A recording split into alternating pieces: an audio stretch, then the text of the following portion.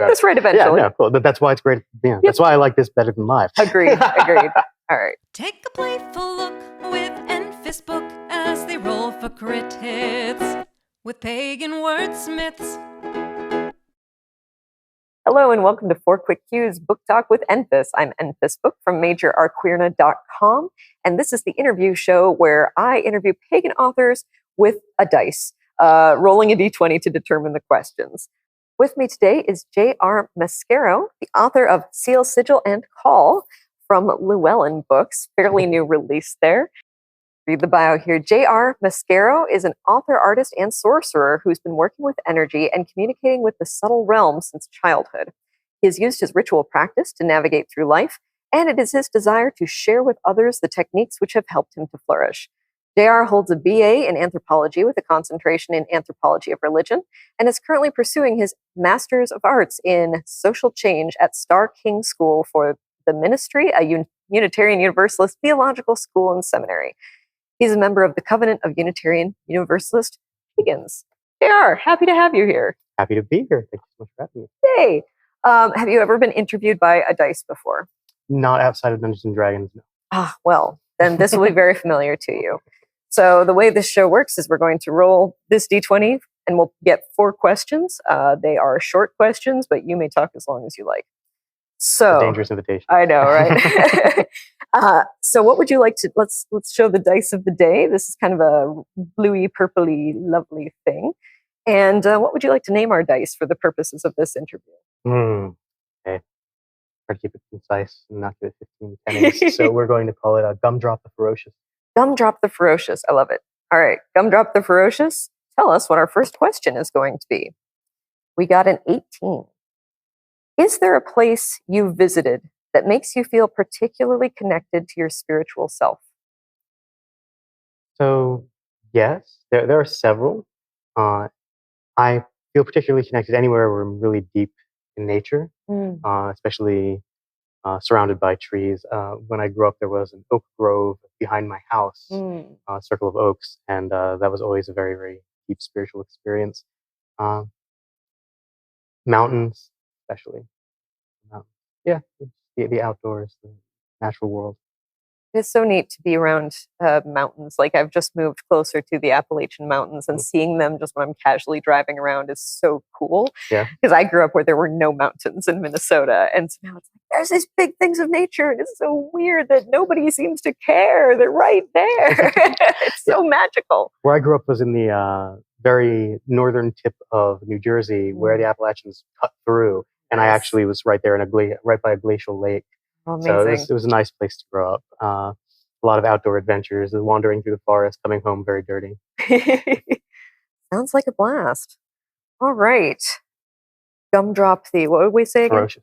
Gumdrop the Ferocious. Let's go for question 2. Number 18 on this table.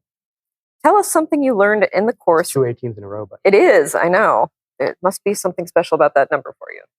There's 18 eidolons in my book. There you go. It's picking up on that. Tell us something that you learned in the course of writing Sigil Call. So there were several things I learned about my writing process and myself during the writing of Sigil Call. Probably most definitively is that I, as you know, I have ADHD, and I'm not usually a very focused writer.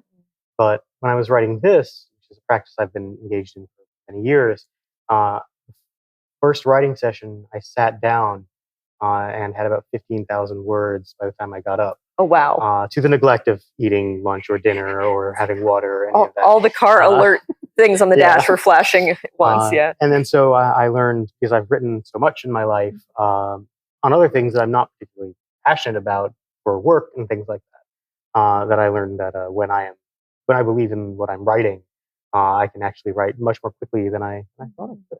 And I also learned that it's nice to set timers to remind me to eat and drink. And go to the bathroom and things like that, yes. I fall into a similar trap. And sort of the same, like when I hit, inertia is a very strong force for those of us who are not neurodivergent, and objects at rest tend to stay at rest, and those in motion can stay in motion for a really long time. So I'm sort of, I time box my writing. I have specific writing nights. And there's sometimes they're like, oh, I could keep going. I have momentum. And should I, ride the wave, or should I just take care of myself? Is always that difficult question I ask at the very end. I always tend to ride the wave. I mean, ride the wave. All right. Question 3. This is from our batch of not necessarily writing specific professional questions. So Gumdrop the Ferocious, 19.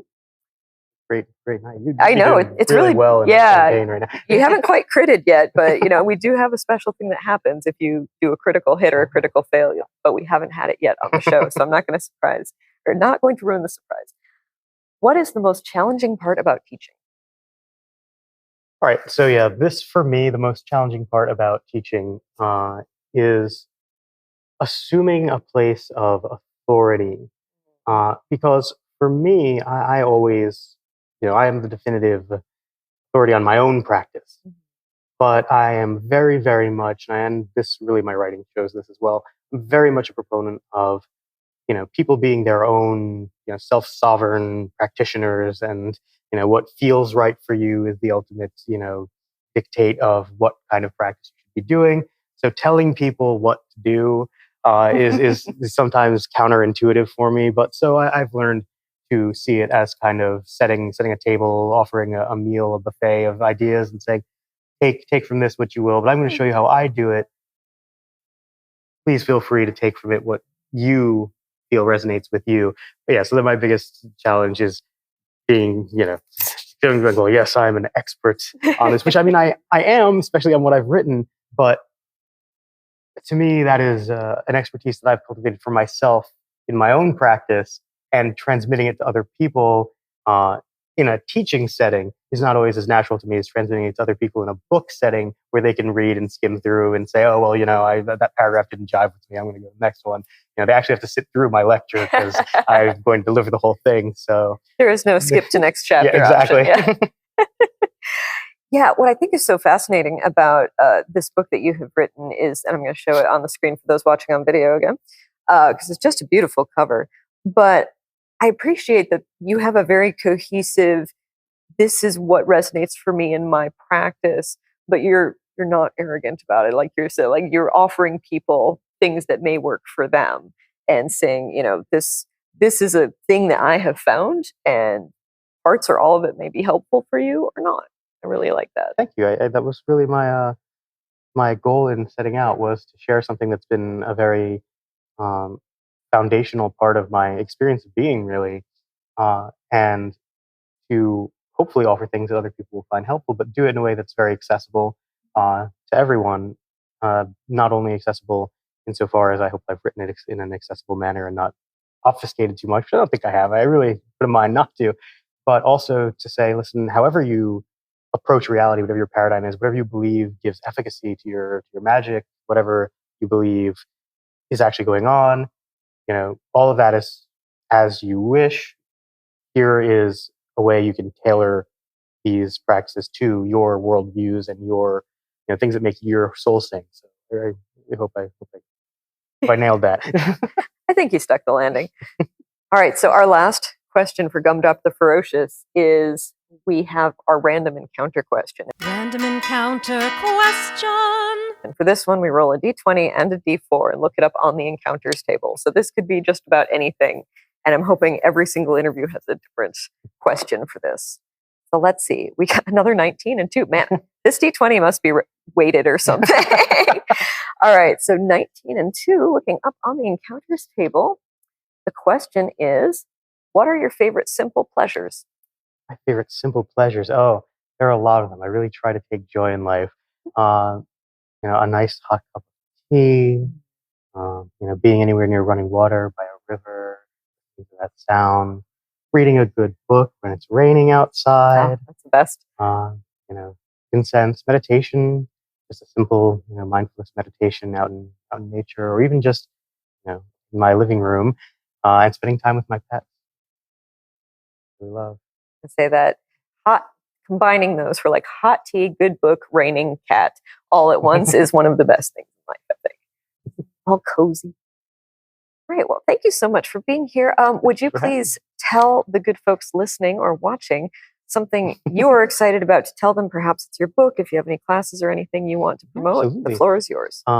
You can find me at my website, which is jrmascaro.com, which has all of my upcoming events, all of my recorded previous podcasts, as well as links to places that I'll be teaching or reading. I read necromancy, so I toss runes and sigil tokens and interpret based on their positioning to one another and the casting area. Use it as a oracular trigger.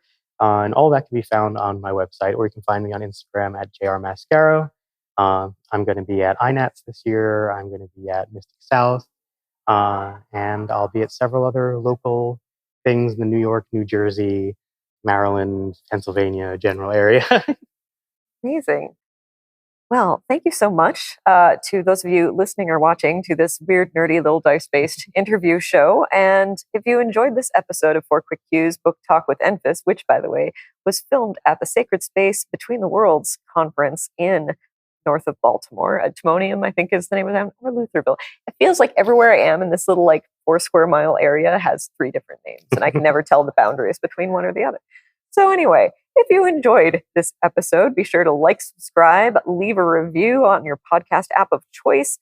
You can check out more content from me at majorarqueerna.com. That's spelled majorarqueerna.com. And whatever time it is where you are, I hope you have a fantastic day, and may the dice of fate roll well for you. Thanks for listening to 4 Quick Cues. This is Enfys J. Book again. Tune in next time when you'll hear author T. Thorne Coyle say, "Thank you. It's the small things that get me through. And therefore, it's the small things that I cast out into the world to hopefully help other people. So I'm glad it resonates, because those small moments save me some days, truly. Times are hard. Yeah. But there's still beauty everywhere." Absolutely.